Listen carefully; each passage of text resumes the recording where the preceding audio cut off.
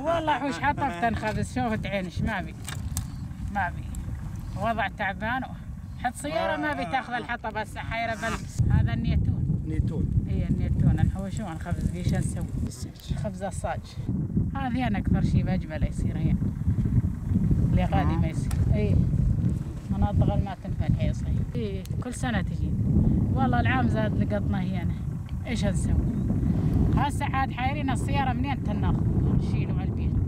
مناطقنا احنا هنا الجبل العدو هنا معايش منها والما عدو وابني خرس اطرش وعندي بنيه معاقه زاد قصيره هيك ما تطول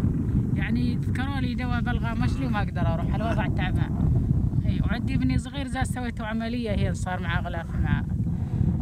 وزلمتي خرس اطرش والله اسم الله ما عندنا كل شيء بدي شلون متعب دعقد شايفه داي شلون قدر ما منا الفاس من عي حطب اشتاكل شوفت عينكم دحجي شلون يدي بطبطات وتبعجن وما اقدر اسعى اقول له ما عاد اقدر احوش يقول لي شو اسوي لا عندي جاني ولا عندي غير انت غير الله مالي لا لما بي مطر يطلع احسن هيك السنه جيت اصجر هيك هسه ما بي مطر هو يصير الصجر ويكبر هسه من العطش شلون بادرت غديج